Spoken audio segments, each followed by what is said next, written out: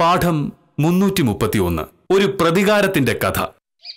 നീലമല പൂങ്കുയിലേ, നീ കൂടെ പോരുന്നോ?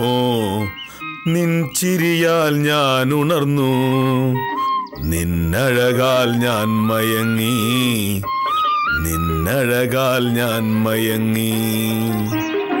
നീലമല പൂങ്കുയിലേ, നീ കൂടെ പോരുന്നോ?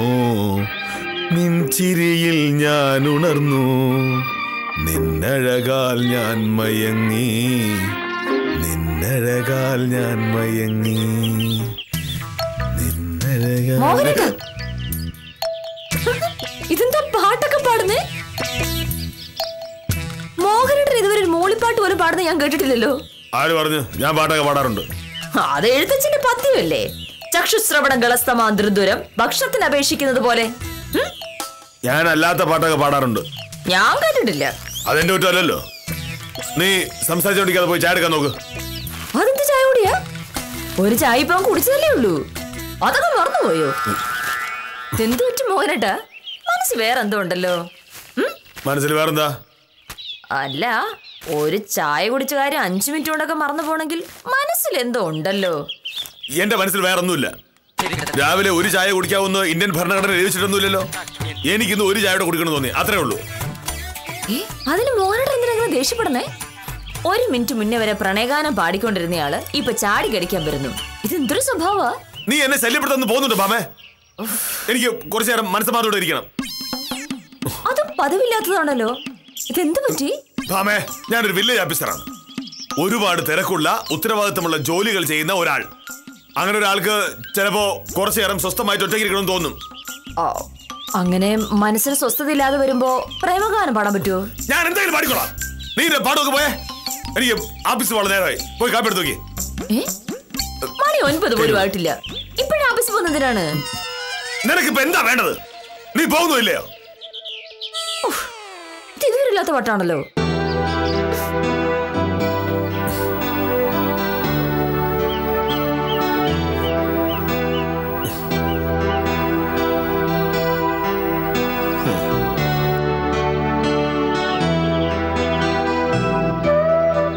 നീലമല പൂങ്കുയിലേ, നീ കൂടെ പോരുന്നോ?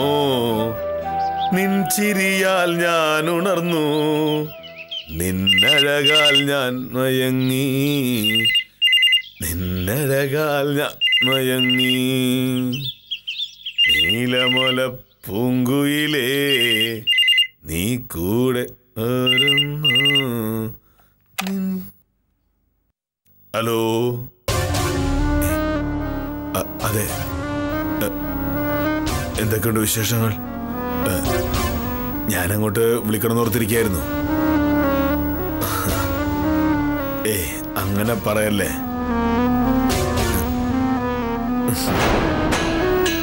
ഞാനങ്ങനെ വിളിക്കാതിരിക്കുവോ? എന്താ എന്നെ പറ്റി അങ്ങനെയാണ് കരുതിയിരിക്കുന്നത്? ഒന്നുമില്ല, ഭാമയുടെ എന്നെ കാണും. അവളെങ്ങനെ കേട്ടാ പിന്നെ പ്രശ്ന. അവളെ ഒന്നും അറിയിക്കാതിരിക്കാൻ ഞാൻ കിടന്ന പാട് എനിക്കല്ലേ അറിയോ. ഒരു കാര്യം ചെയ്യാം, ഞാൻ ഓഫീസിലേക്ക് വന്നിട്ട് വിളിക്കാം. വിളിക്കാന്ന് പറഞ്ഞാൽ വിളിക്കും. ശരി. അയ്യോ, ശരി ശിശുവല. അപ്പൊ അങ്ങനെ തന്നെ ഭാമ എന്നോട് എന്താ പറയാ? ഇവിടെ ഒന്ന് ഇപ്പുണ്ട്. ആദ്യം ഞാൻ ഭാമയോട് സംസാരിക്കട്ടെ.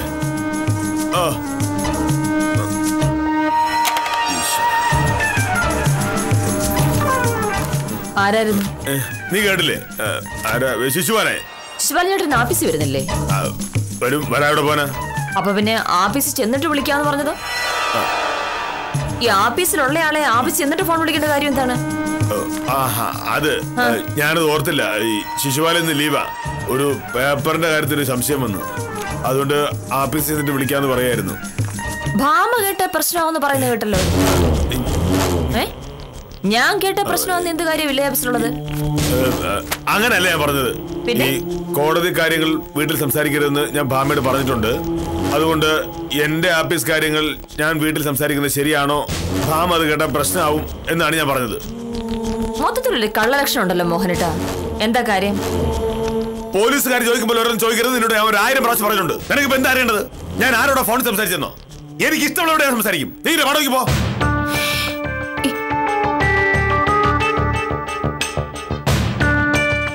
എന്തോ കുഴപ്പം എവിടെയൊക്കെയോ ഉണ്ടെന്നുള്ള കാര്യം ഉറപ്പാ.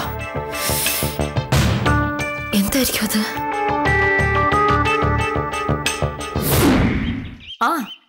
നമസ്കാരം വക്കീലേ. ഇതെന്തോന്ന് പറ്റി? കാക്ക മലർന്ന് പറക്കാൻ പോണ എന്താണ്? സത്യം പറഞ്ഞാ കണ്ടിട്ടേ എനിക്ക് അങ്ങോട്ട് വിശ്വാസം വരുന്നില്ല. പിന്നെ ഞാൻ ഒന്നുകൂടെ കണ്ണ് തിരുമിയിട്ട് നോക്കി. അപ്പോഴാണ് ഉറപ്പായത് കാണുന്നത് സത്യം തന്നെയാണെന്ന്. ഉത്തമ കാര്യം പറ. ഞാൻ പുഷ്കറിന്റെ ബേക്കറിയുടെ അപ്പുറത്തെ ആ ട്രാൻസ്ഫോമറിന്റെ അവിടെ വണ്ടി നിർത്തി ഫോൺ ചെയ്തുകൊണ്ടിരിക്കുകയായിരുന്നു. അപ്പോഴാണ് ഒരു കാർ എതിരേ വന്നത്. ബീരാൻകുട്ടിയുടെ വീട്ടിലേക്ക് തിരിയുന്ന ഇടവഴിയുടെ മുമ്പിൽ കാർ നിർത്തി.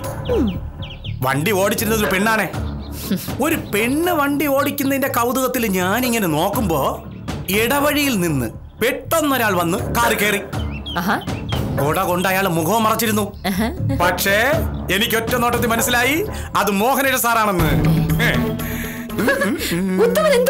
പറയണേ, അതെന്തായാലും മോഹനേട്ടനാവില്ല. പിന്നെ എനിക്ക് മോഹനയുടെ സാറിനെ കണ്ടാ മനസ്സിലാവൂലല്ലോ. കാറിൽ കയറുന്ന നാട്ടുകാര് കണ്ടാലുള്ള ചമ്മല് കൊണ്ടാവണം സാറ് കൊട കൊണ്ട് മുഖം മറച്ചത്.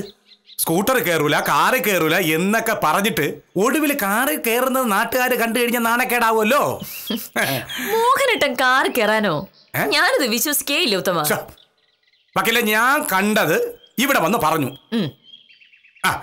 പിന്നെ ഇനി ഇതും പറഞ്ഞ് വക്കീലിന് മോഹനേട്ടൻ സാറിനെ കൊണ്ട് കാറ് വാങ്ങിപ്പിക്കാമല്ലോ. വക്കീല് രക്ഷപ്പെട്ടു. എന്തൊക്കെ പറഞ്ഞാലും ഉത്തമ, ഇത് ഞാൻ വിശ്വസിക്കില്ല. ഉത്തമൻ ആള് തെറ്റിയതാന്നുള്ള കാര്യം ഉറപ്പാണ്. മോഹനേട്ടൻ കാറിൽ കയറില്ല എന്നുള്ളത് 3 തരം. ഇനി കയറിയാലും ഒരു സ്ത്രീയുടെ കാറിൽ കയറില്ല എന്നുള്ളത് 3.5 തരം.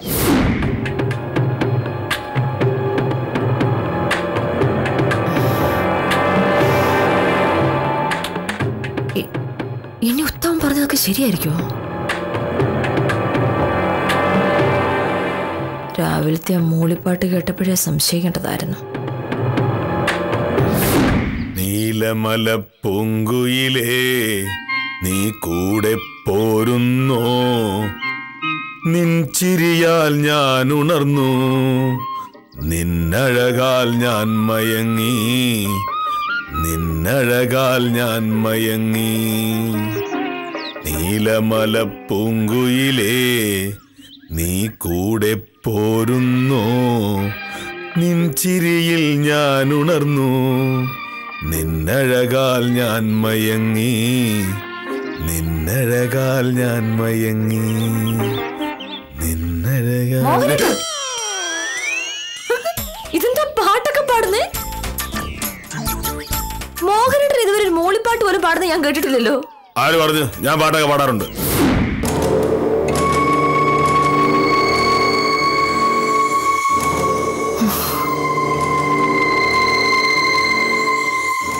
നീലമല പൂങ്കുയിലേ നീ കൂടെ പോരുന്നു, നെഞ്ചിരിയാൽ ഞാൻ മയങ്ങി.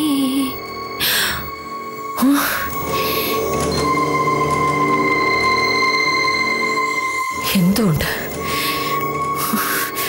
അതെന്താണെന്ന് അറിയണല്ലോ.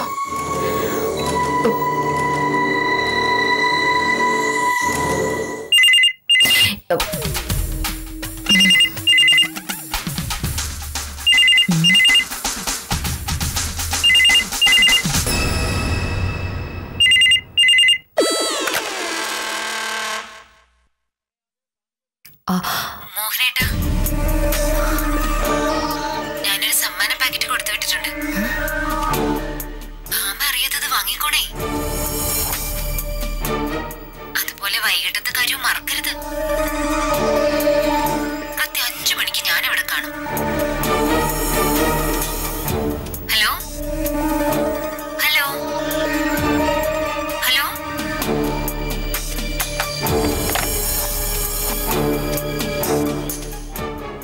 ഇവളാരാ? ഭാമ അറിയാതെ അത് വാങ്ങിക്കോളാനോ? അപ്പോ ഭാമ അറിയാത്ത എന്തോ കളിയാണ്.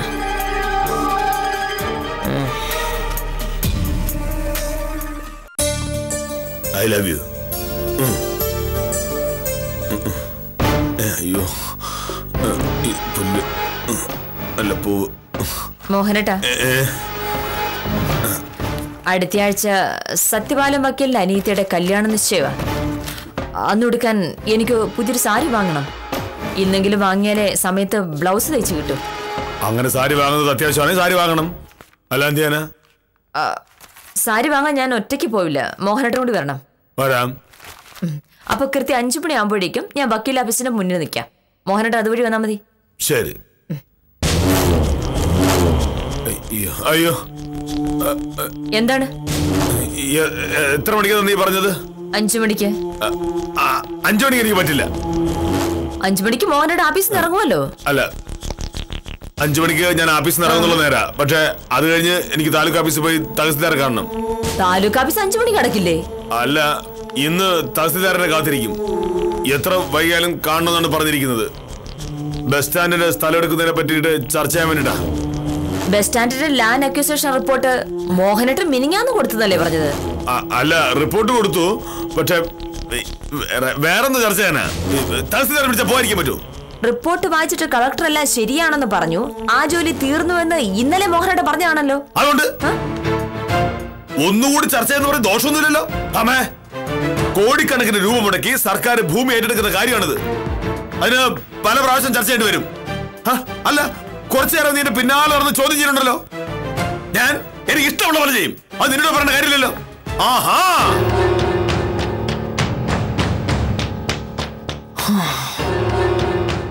അപ്പൊ ഇക്കളി സീരിയസാ.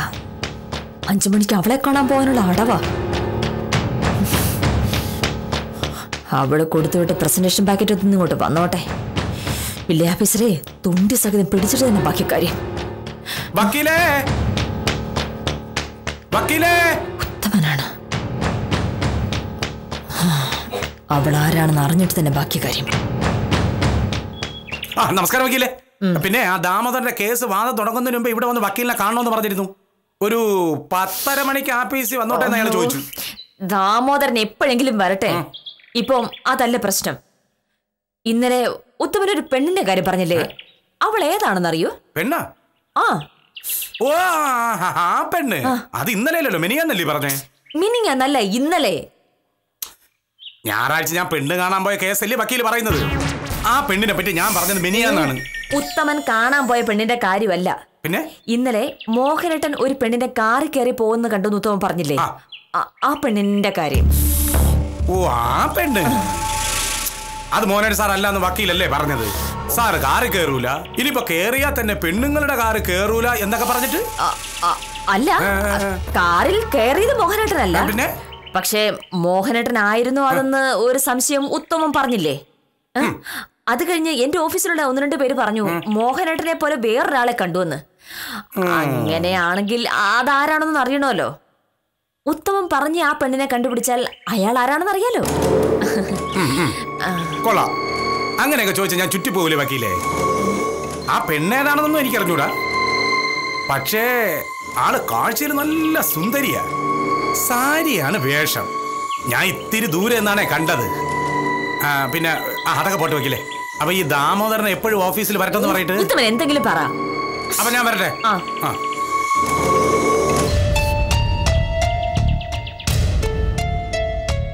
വക്കീലേ, ആ പെണ്ണിന്റെ കാറ് ഇന്നലെ വൈകിട്ട് ഞാൻ കണ്ടിരുന്നു. വൈകിട്ട് ഒരു 5 മണിയായി കാണും. ആ വില്ലേജ് ഓഫീസിന്റെ ഇപ്പുറത്തെ വളവിൽ കിടക്കായിരുന്നു. 5 മണിക്കോ?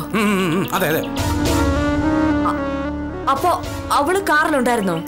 അതൊന്നും ഞാൻ ശ്രദ്ധിച്ചില്ല. ഇനി അവളെയോ അവളുടെ കാറോ കാണുകയാണെന്നുണ്ടെങ്കിൽ വിശദമായിട്ട് ഞാൻ അന്വേഷിക്കാം. അത് മതിയല്ലോ. ശരി എന്നാ.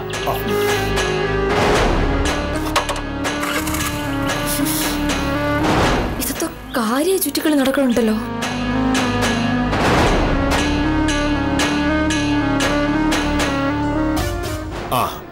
ഭാമേ എനിക്ക് പോകാൻ സമയമായി. കാപ്പി എടുത്ത് വയ്ക്ക്. കാപ്പി ഇവിടെ തന്നെ കുടിക്കണമെന്നുണ്ടോ? വേറെ എവിടെ കുടിക്കാനാ? കൃഷ്ണൻകുട്ടിയുടെ കടയെന്നോ? അത് ശരിയാവില്ല. വേറെ എങ്ങും കിട്ടില്ലേ കാപ്പി? വേറെ എവിടെ കിട്ടാൻ? ഇന്നലെ വൈകിട്ട് എവിടുന്നാ കുടിച്ചത്? അല്ല, എല്ലാ ദിവസവും 5:30 മുന്നേ വീട്ടിൽ വരുന്ന മോഹനേട്ടൻ ഇന്നലെ വന്നത് 7:30. അപ്പോ വൈകിട്ടത്തെ ചായ വേറെ എവിടെന്നെങ്കിലും കുടിച്ചിട്ടുണ്ടാവുമല്ലോ? ഇല്ല, ഞാൻ കുടിച്ചില്ല. പുഷ്കരന്റെ ഭൂമി അളന്ന് സ്കെച്ച് വരയ്ക്കാൻ പോയിരുന്നു. അതിന് പോയിരുന്നതാ. പുഷ്കരൻ സ്ഥലത്തില്ലാത്തതിനാൽ ഒരാഴ്ചത്തേക്ക് ബേക്കറി അടച്ചിട്ടിരിക്കുകയാണെന്ന് ഇന്നലെ രാവിലെ മോഹനേട്ടൻ പറഞ്ഞിരുന്നു. ശരിയാ. ഈ ഭൂമി അളക്കാൻ ഇറങ്ങിയപ്പോഴാണ് ഞാനത് ഓർത്തത്. പിന്നെ നേരെ MLA കാണാൻ പോയിരുന്നു. ഈ പുറമ്പോക്ക് അളന്ന് തിരിച്ചതിന്റെ പേരില് MLAക്ക് ആരോ നിവേദനം കൊടുത്തിരുന്നു. അതിനെപ്പറ്റി സംസാരിക്കാൻ പോയതാ. ഈ MLAയുമായി സംസാരിച്ചിരുന്ന് സമയം പോയത് അറിഞ്ഞില്ല. അതാ താമസിച്ചത്. അടുക്കളയെ ഭക്ഷണം റെഡി ആയിട്ടുണ്ടാവുമല്ലോ, ഞാൻ പോയി എടുത്ത് കഴിച്ചോളാം. നീ വിളമ്പിത്തന്നെ നോക്കിയിരുന്ന ഞാൻ ആഫീസ് പോകുമ്പോ വൈകും.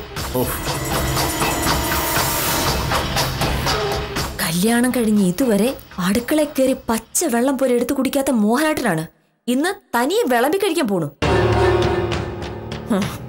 ആ പ്രസന്റേഷൻ പാക്കറ്റ് ഒന്ന് ഇങ്ങോട്ട് വരട്ടെ. ഇന്ന് രണ്ടിലൊന്ന് അപ്പോടെ അറിയാം.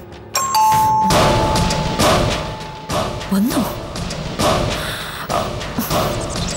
നമസ്കാരം. ഇത് മോഹനകൃഷ്ണൻ സാറിന്റെ വീടല്ലേ? അതെ. സാറിനെ ഒന്ന് വിളിക്കാമോ? എന്താ കാര്യം? അത് സാറിനോടെ പറയാൻ പറ്റും. സാറിനെ ഒന്ന് വിളിക്കുവോ? സാറ് കുളിക്കുകയാണല്ലോ. എന്താണെങ്കിലും എന്നോട് പറഞ്ഞാ മതി.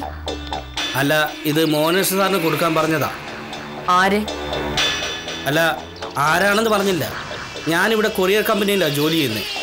ഒരു സ്ത്രീ ഇത് അവിടെ കൊണ്ടുവന്ന് മോഹനകൃഷ്ണൻ സാറിന് കൊണ്ടുപോയി കൊടുക്കാൻ പറഞ്ഞ് 50 രൂപയും തന്നു. ഇങ്ങ് തന്നേക്കൂ, ഞാൻ കൊടുത്തോളാം. അല്ല, സാറിന്റെ കയ്യിലേ കൊടുക്കാമെന്നാ പറഞ്ഞത്. സാരില്ല, ഞാൻ കൊടുത്തോളാന്ന് പറഞ്ഞില്ലേ? തന്നോളൂ. എന്താ നിക്കണേ, പോണില്ലേ? അല്ല, ആ സ്ത്രീ ചോദിച്ചാ ഇത് സാറിന്റെ കയ്യിൽ തന്നെ കൊടുത്തതെന്ന് പറയണം. പിന്നെ പിന്നെ പിന്നെ പിന്നെ അവളെ ഞാനൊന്ന് കണ്ടോട്ടെ. ഞാൻ അങ്ങനെ തന്നെ പറഞ്ഞോളാം. ശരി, വളരെ ഉപകാരം.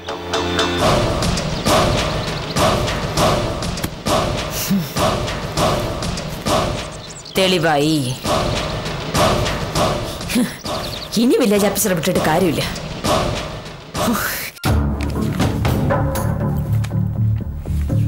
മോഹനേട്ടാ,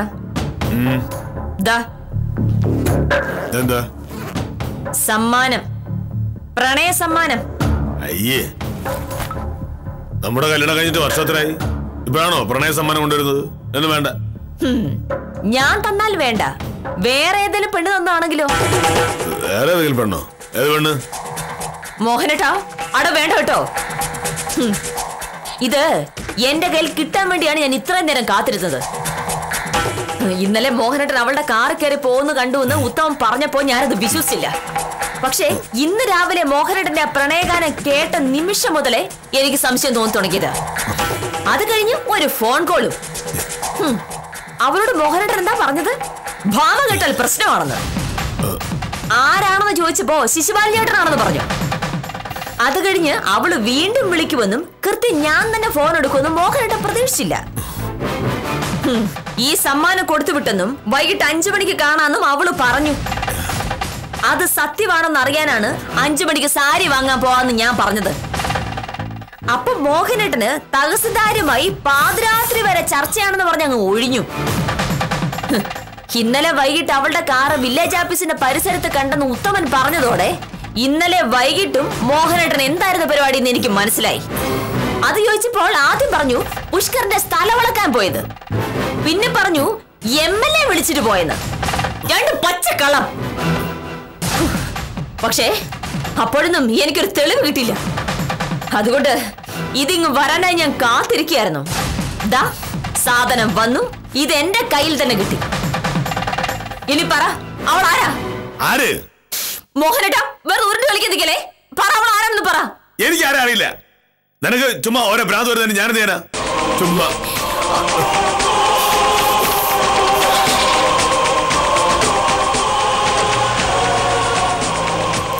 മോഹനേട്ടാ, ഞാൻ ചോദിച്ചതിന് സത്യസന്ധമായ മറുപടി പറ.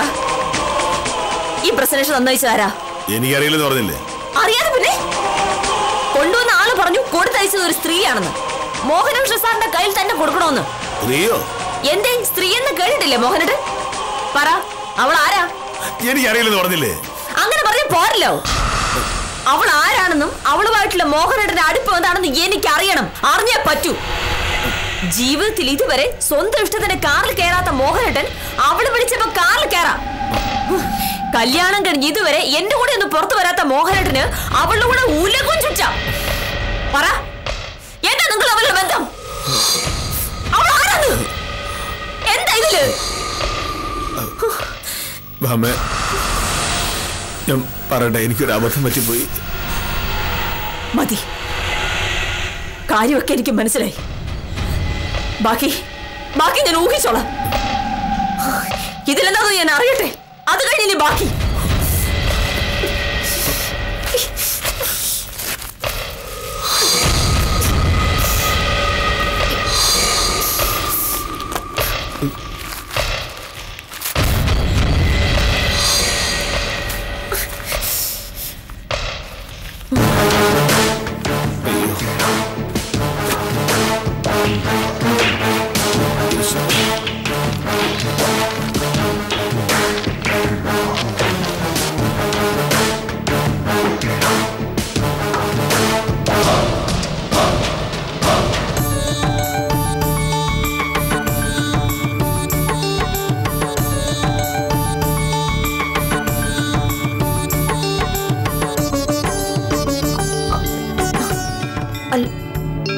അല്ല മോനട്ട, ഇത് അല്ല ഒരു പെണ്ണ് കൊടുത്തയച്ചെന്ന് പറഞ്ഞിട്ടോ. ഇന്ന് എത്ര? ഫെബ്രുവരി 14. ഇന്നത്തെ ദിവസത്തിന്റെ പ്രത്യേകത എന്താ? ഇന്ന് വാലന്റൈൻസ് ഡേ. കഴിഞ്ഞ വാലന്റൈൻസ് ഡേക്ക് ഒരു പെണ്ണിന്റെ പേരില് നീ എന്നെ പറ്റിച്ചത് ഓർമ്മയുണ്ടോ? ഇതുപോലൊരു പ്രസന്റേഷൻ അന്ന് നീ കൊടുത്തു വിട്ടു. സത്യം അറിയാതെ ഞാനന്ന് ജില്ലാ കളക്ടർ ചീത്തയും വിളിച്ചു. അന്നേ ഞാൻ മനസ്സിൽ കരുതിയതാ അടുത്ത വാലന്റൈൻസ് ഡേക്ക് പ്രതികാരം ചെയ്യണമെന്ന്.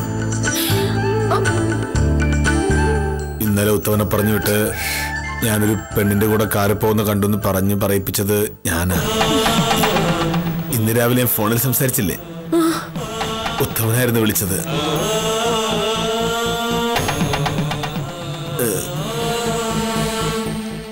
അത് കഴിഞ്ഞ് ഉത്തമന്റെ അനിയത്തെ കൊണ്ട് ഉത്തമൻ വിളിപ്പിച്ച്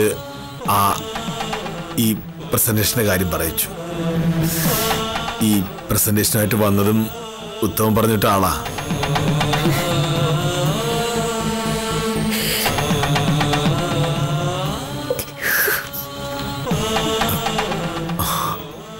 എന്തുപറ്റി മാമേ? ഇതിത്തിരി കൂടി പോയി മോനേട്ടാ. ഞാൻ ശരിക്കും പേടിച്ചു പോയില്ലേ? എന്തിന്? നിനക്കെന്നെ അത്രേ മനസ്സിലായിട്ടുള്ളൂ? നീയല്ലാതെ വേറൊരു പെണ്ണിന്റെ മുഖത്തെ നോക്കൂ. അതൊക്കെ എനിക്കറിയാം. എന്നാലും ഇങ്ങനെയൊക്കെ കാണിച്ചിട്ടുണ്ടെങ്കിൽ ഞാൻ പേടിക്കില്ലേ? കഴിഞ്ഞ കൊല്ലം ഞാനും പേടിച്ചായിരുന്നു.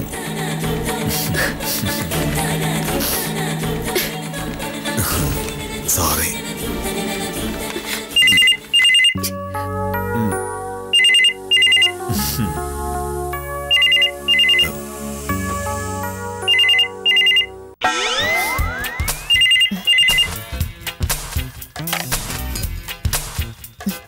ഹലോ വക്കീലെ, ഇത് ഞാനാണ് ഉത്തമൻ. വക്കീലെ, സത്യമായിട്ട് ഞാൻ ഈ കേസിൽ നിരപരാധിയാണ്. ശിവരാമന്റെ വരുമാന സർട്ടിഫിക്കറ്റ് ശരിയാക്കി തരണമെങ്കിൽ ഇങ്ങനെയൊക്കെ പറയണമെന്ന് മോനേഷ് സാറ് പറഞ്ഞപ്പോ പിന്നെ അനുസരിക്കുകയല്ലാതെ വേറെ ഒരു വഴി എനിക്കില്ലാതായിപ്പോയി. ഈ നാടകത്തിലെ കഥയും തിരക്കഥയും സംഭാഷണവും സംവിധാനവും ഒക്കെ മോഹനേഷ് സാറാ. ഞാനൊരു പാവം നടനാണേ. ഉത്തമന് ഞാൻ വെച്ചിട്ടുണ്ട്. അയ്യോ, അങ്ങനെ പറയല്ലേ വക്കീലെ. നാളെ വക്കീലിന് ഇതുപോലൊരു ആവശ്യമുണ്ടാകുമ്പോൾ ഞാൻ കൂട്ടിനുണ്ടാവും. സത്യം. ശരി, ഈ പ്രശ്നം ഞാൻ ആദ്യം ഇവിടെ തീർക്കട്ടെ, എന്നിട്ടാവാം ഉത്തമന്റെ ഊഴം. ശരി. ഞാൻ വിളിക്കാം. മോഹനകൃഷ്ണ സാറ് ഇന്നു മുതൽ 3 മാസത്തേക്ക് ലീവാണെന്ന് ആഫീസിലൊന്ന് പറഞ്ഞേക്ക്. 3 മാസവും? സാറിന്റെ കാല് ഇന്ന് ഞാൻ തല്ലി ഒടിക്കുമല്ലോ. ഒടിഞ്ഞ കാലം പഴയതുപോലെ ആകാൻ 3 മാസമെങ്കിലും എടുക്കും.